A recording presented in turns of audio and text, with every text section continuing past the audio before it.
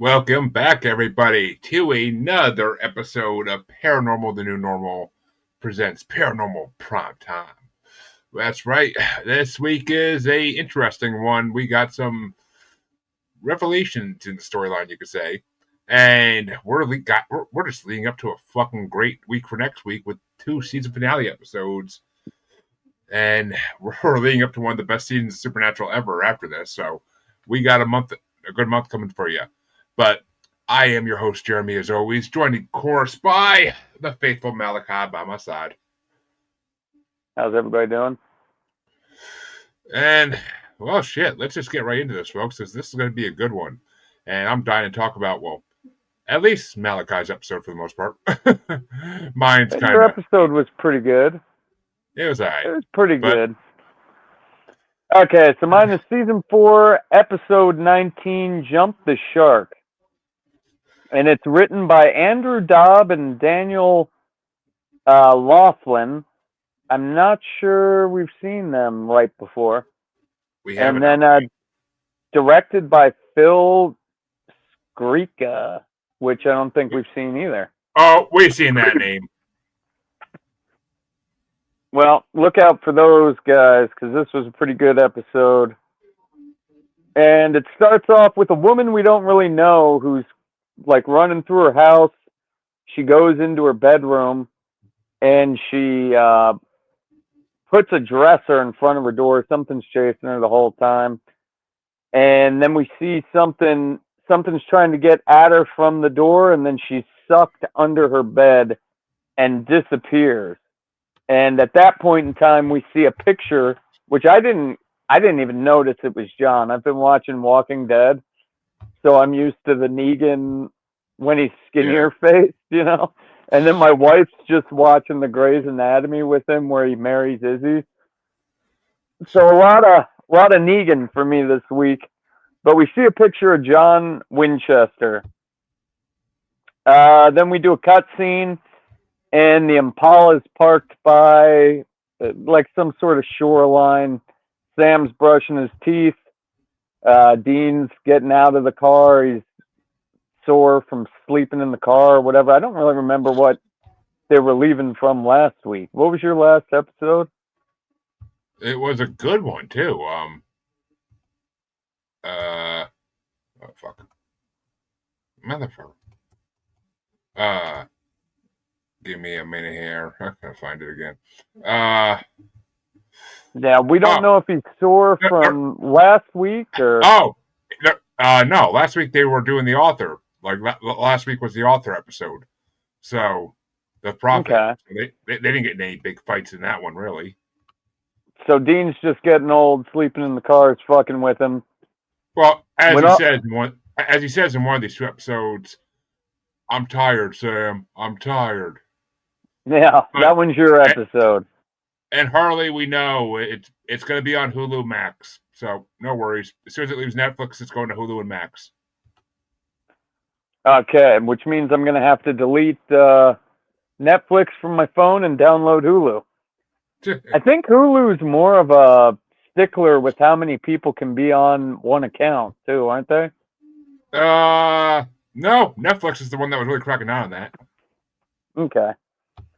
So, while the boys are getting ready next to this beautiful beach they're parked in front of, they hear a phone ring and they realize it's not theirs. It's John, their dad's phone.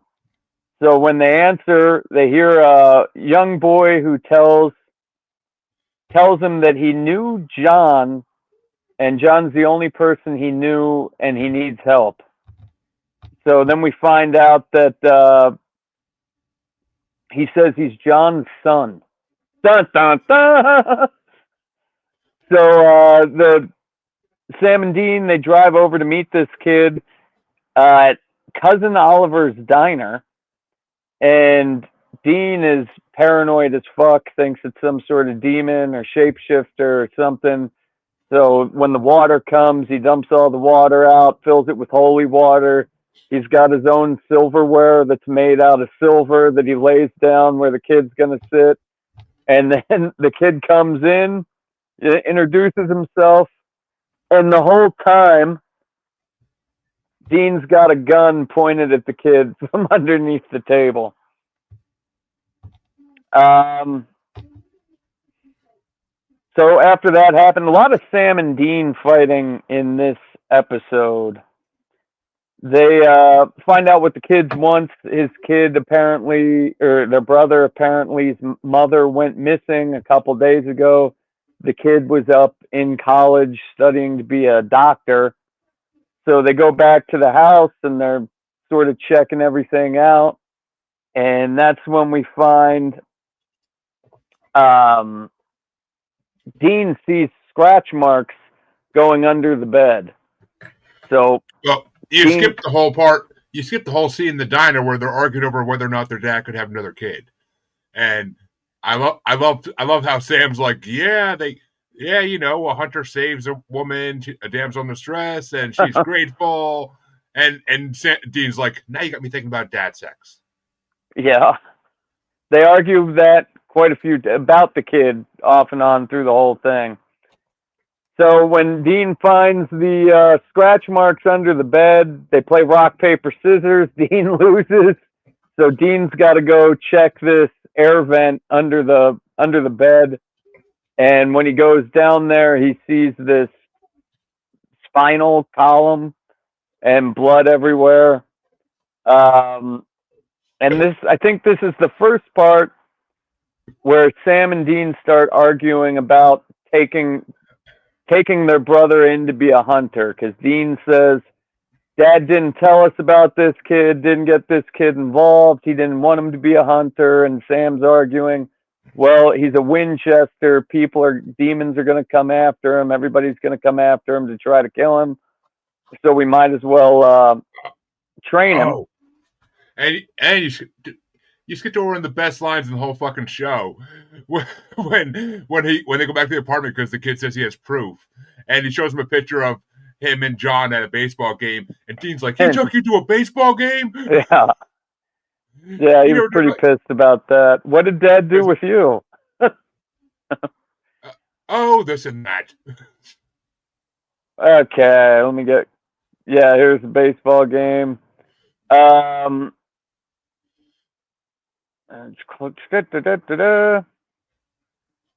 Okay, so they don't really have any leads. They find out that 17 years ago there was a case with 17 grave robberies, and they find out John had it in his journal, but he ripped out the 2 pages afterwards. So there's no like what they were doing or what he was hunting. All they know is that guy was there 9 months before their younger brother was born. And the MO was it was snatching dead bodies, not living people. So they have no idea what the hell's going on with that. They do find another picture of a missing person, which ends up being a bartender named Joe Barton. So, okay, yeah, Dean asks Adam their brother Adam if he knows who Joe is, and he says, no, I don't think my mom knows or anything. And that all happened before they went down in there. So they go to the motel room, and it's just Sam and Dean. They're cleaning their weapons, which I don't know why they're constantly oiling their shotgun when they didn't use it, like you said last week. Yeah. Constantly cleaning the guns. I think it's just one of those habit things. Like, it's something that they do to, like, make the time pass. I think they show it to us just because it's badass, right? Well, in this scene, for example, the brother knocks on the door, and he comes in and he says, you guys aren't fucking mechanics, are you? You found where the missing body was. And then this is where Adam starts begging them to help him hunt so he can avenge his mother. And at this point, after their little fight there. They tell him that like all monsters are real and all this shit. He's getting over that. Dean takes off, and we see him drive to a mortuary where the mortuary guy showing him around is trying to sell him a fucking death plot of his own. But he doesn't really see anything. He finds the liquid of embalming fluid, but he doesn't really find um, anything there. So I'm pretty sure. Give me a second. I gotta get caught back up here. Dean yells, "It doesn't matter, Sam." Okay, here we go. So then Dean goes to the bar where he shows after he gets a free drink, because the ladies are like, cops get a free first beer on the house, and Dean's like, "It's that obvious?" Not a cop, but Dean shows her the picture, and we find out that that was her husband. And they're going into the backstory. Dean's asking about the case 17 years ago with the corpses, and hit the old deputy bartender's wife is saying, "Yeah, he never really told me. He just told me there was a specialist involved in that case with him, and that's how he solved the case." Um, and we flash back to the motel room where Sam is teaching Adam, their younger brother, how to use a gun. He gives him an empty gun and says, "Here, let's practice with this thing." So while this is happening, all of a sudden the power goes out in the motel room, and they hear the shit in the vent. Sam just shoots the fucking vent in the motel room, and then they run outside, and they're by Adam's car to try to get away. And this is where something attacks Sam from under the car and tries to pull him in. And Dean rolls up just in the nick of time. They save him. He backs the car up, and we see that there's a sewer manhole lid that's been opened. And this one's pretty interesting, but the kid asks, "Should we go down there and try to get him?" I didn't catch that till afterwards. Dean was able to shoot under the car after they got Sam, and the thing is like nicked. It's got blood everywhere. So we return to Adam, the younger brother's house, and Dean's telling him to get all of his shit. He's trying to drop him off with Bobby, and then they're going to come back and kill the thing. And this is another time where Sam starts arguing about the Winchester name, and he needs to learn how to do this because everything in its mother's going to come and try to kill this or kill their brother. Dean's just pissed off, so he runs off, driving the Nomad, goes back and checks the cemetery. When he noticed air blowing through one of the crypts, he pulls the fucking stones out, and it's a tunnel. He's going down in the tunnel, and then he hears the thing coming back in and shoots towards it through the tunnel and caves in the tunnel. So now he's like stuck in this catacomb. I guess not underground. They made it seem like it was underground, but he's stuck in a catacomb with nowhere to go. At this point, we flash back to Sam and his brother Adam getting his shit ready, and that's when they hear a noise after they bolt everything up. They salted the doors. They blocked all the windows. Sam says the only way for this thing to come in is through this air vent. And then they hear shit. It's Adam's mom. Adam runs to his mom, and he's got the shotgun. He says, "Shoot her, shoot her." But he doesn't know if he should shoot Sam or shoot his mom or what happens. And this is when we find out that Adam double-crossed Sam, and he's working with the monster that looks like Adam's mom.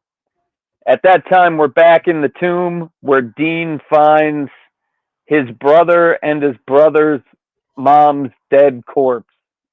So now we switch to Sam crucified to a fucking kitchen table, and they're doing the whole rundown. We find out they're ghouls, which I don't know if that ever comes back, right? Ghouls will show up again. Yeah. Okay. So this is why the silver didn't work, and this is why the holy water didn't work. Is because they're ghouls, which I guess typically only eat dead corpses. But the Yep. mom ghoul starts talking about how they were tired of eating dead corpses, and how Sam and Dean's dad killed their father, so they came to get revenge and found out they like eating living people now. So they're cutting Sam up and drinking his blood, and he's got blood going into a bowl.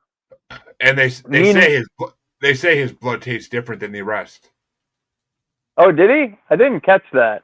Yeah, Uh, Adam says his blood tastes different than everybody else's. Okay, yeah, that'll come into effect in your. Well, we know Sam's been drinking demon blood, so like that's why it Mm-hmm. tastes different. And that's what I was saying about the manhole. Yep. Is he wanted to just take him down into that manhole because they were ready to kill him right then and there. I didn't catch that when it happened, but Yep. okay. So Dean's back at the mortuary. He busts open one of these coffins and grabs a metal bar that you use to carry the coffin. Smashes a top glass window, which I thought he was underground. I don't know why. All of a sudden, he's in a building with a glass window. He fucking pulls himself out of the window, drives back, knowing that these aren't fucking isn't his brother. And now, as Sam's getting cut up and drained of his blood, um, Dean rushes through and he shoots the one that looks like his brother. And Sam says something about headshots is the only way to kill him. So he shoots the woman ghoul in the face. And when he's untying Sammy, all of a sudden the brother ghoul comes and starts attacking him. The big fight scene, and then Dean ends up smashing his head, fucking Negan style, and with a candlestick or something. Um, Dean unties him, wraps his shit up, tells him to put pressure on it, and then at the end, we they are in the woods at night with their brother's body from the tomb, burning it because he went out like a hunter, being killed by a monster. Yep. And that was it. I'd give that one a. I'd give that a 4.5. It was a good episode. I liked both the episodes this week. Yeah, I mean, I would give this one a 4. I wouldn't give it a 4.5. It's a 4. It's a pretty good episode. I mean, it adds a little bit of mystique to it. Brings in some of John's life, which is awesome. And there actually was a lot of drops in this one, like a lot of like little things they did for different reasons. Um, when they go to the Yeah. hotel, there's a place card for the hotel that says Kelsey Manor, and the K and the M are really big. And on the card is a photo of the director, Kim Manners, which is a Oh, dedication to Kim Manners. the And guy who passed away on my last episode. yeah, and uh, and I mean the episode title itself, "Jump the Shark," which is I a, I thought that a was a shot. bad episode title. Well, it's a shot. It's because it means the beginning of the end. Because ever since it started off with the episode of Happy Days where Fonzie literally jumps a shark. Like Okay. that's considered the end of Happy Days when like people knew it was going to be getting canceled soon. Because it's when they're desperate. It's when a show is desperate for storylines and they're reaching out to find like the most outrageous storyline they could do. So, Oh, uh, yeah. I'm not a so, fan of that. It was a good so episode. it was, but this one's called the beginning. But that means it's the beginning of the end, which this episode kind of is the beginning of the end for this season. So Yeah, they might want you to think so. There's still 10 more seasons to go, fellas. well, but no, not for the show. Like something as we know what happens at the end of the season, and we know what the hell it is. It's the end. But Mm-hmm. and also when Sam and Dean first go into the diner, there's a poster on the wall that's advertising the 21st annual Fonzarelli Water Skiing Championship. So it's a reference to that episode of Happy Days where he's jumping the shark. Ah. But and it's Cousin Oliver's Diner, which is a Brady Bunch reference because they added Cousin Oliver in the Brady Bunch as a way to try to save the show when all the kids were getting too old.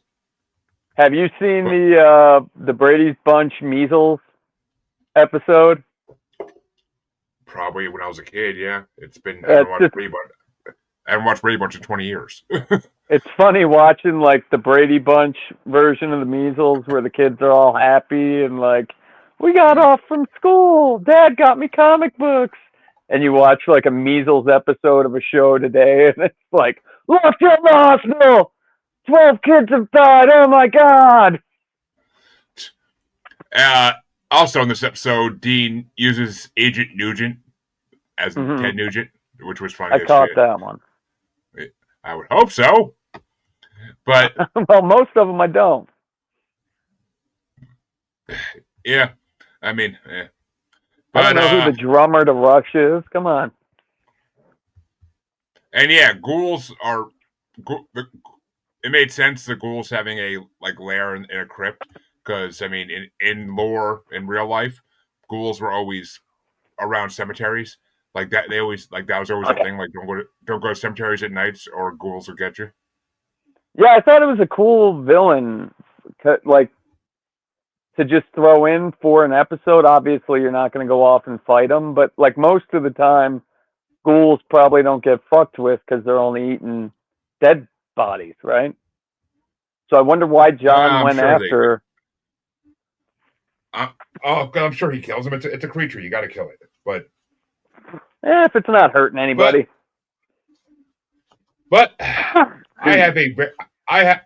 time to go on to my episode, and I have a very awesome episode, season and number. It's season 4, episode 20. And so 420, folks, and it's called The Rapture.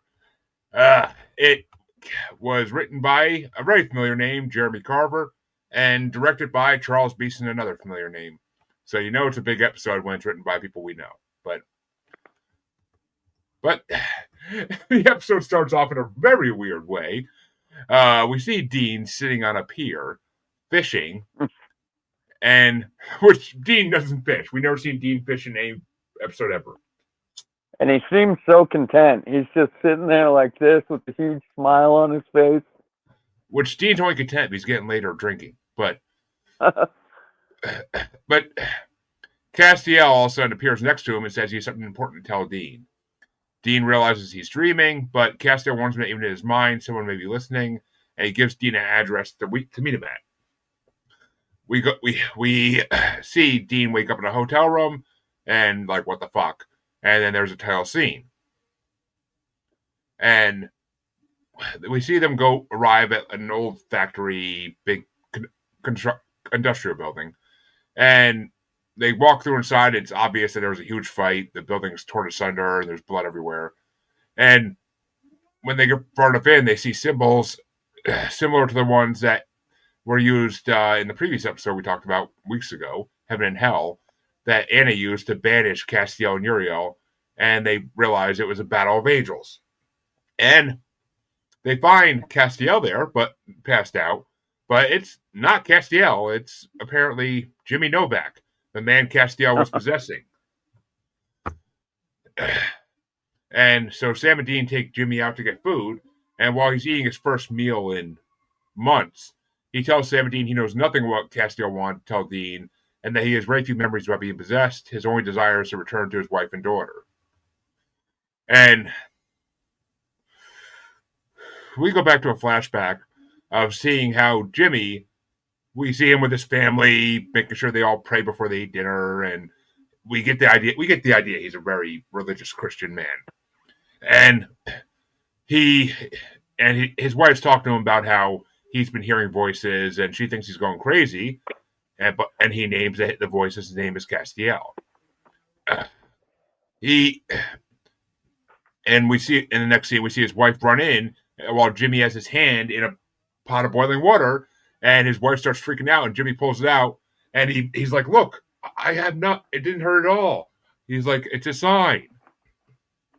Yeah, I And was pissed when she was trying to make him take the psych meds, and it's like, wasn't that enough proof for you, lady?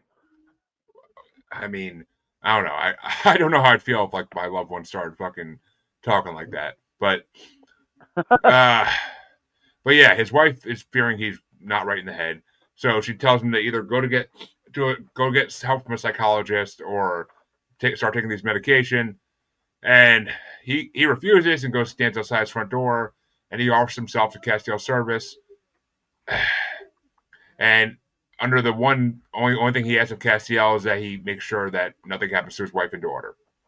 And Castiel agrees, so we see a golden light go around Jimmy, and Castiel has taken over Jimmy's body. His daughter comes out on the porch a minute later and says, "Daddy," and he replies, "I am," in Castiel's voice this time, "I am not your father," and walks Yeah, away. And we know at this point he doesn't come back for a year. But that we go back. that was pretty rough.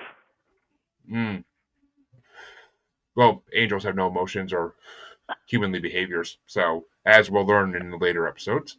But we go back to present time, and Sam's trying to convince Jimmy why he needs to stay with them, regardless of any lack of knowledge, because he says that demons will be after him and he will only draw them to his family.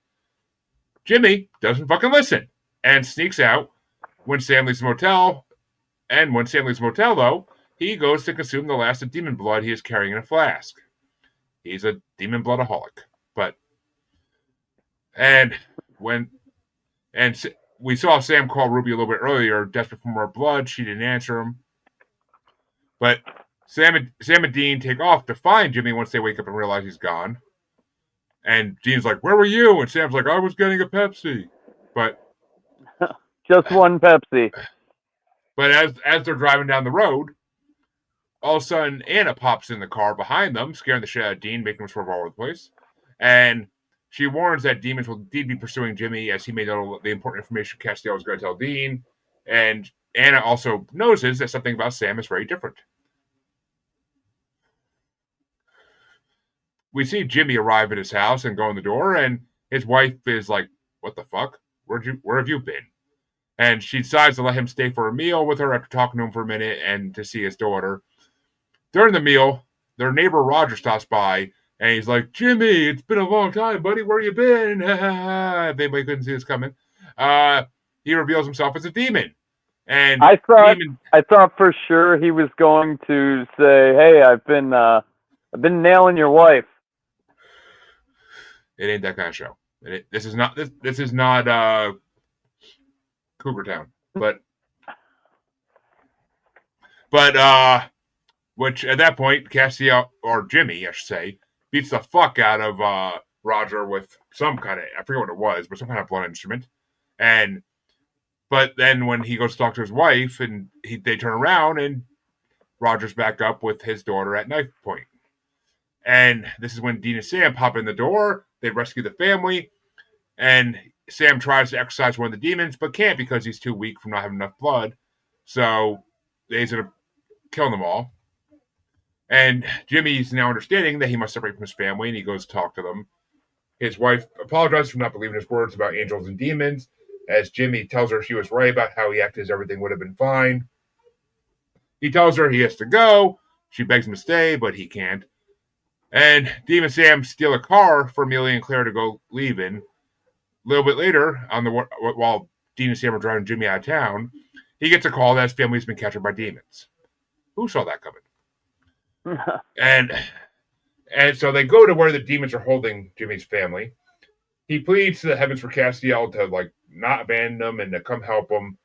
But him and the boys are both captured by demons, one of whom is possessing his wife.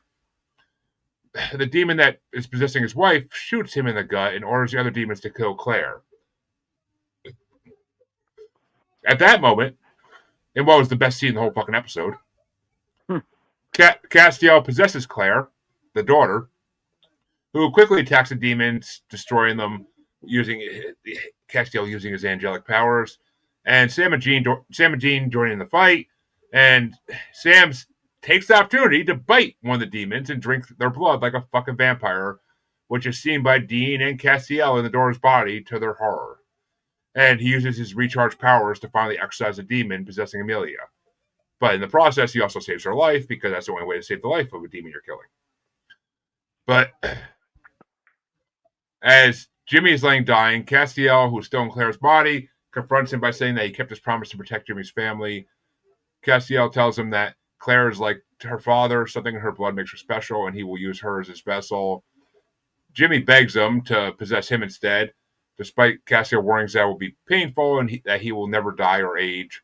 Jimmy agrees if it means protecting his child, and Castiel agrees and possesses him again.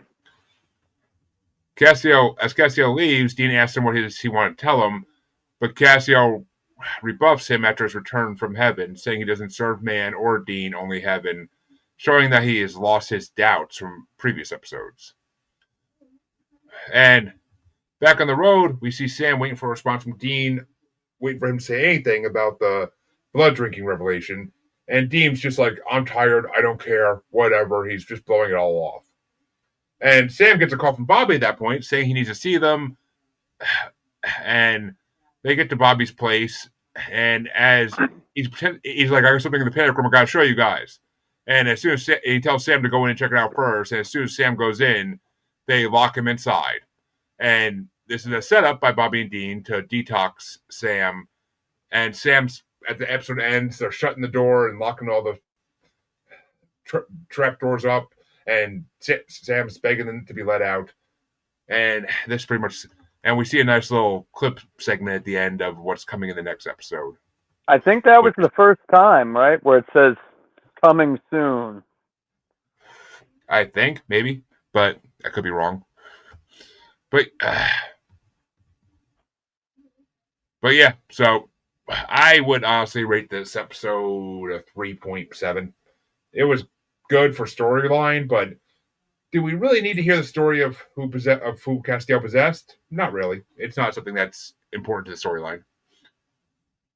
I liked it. I give it a 4.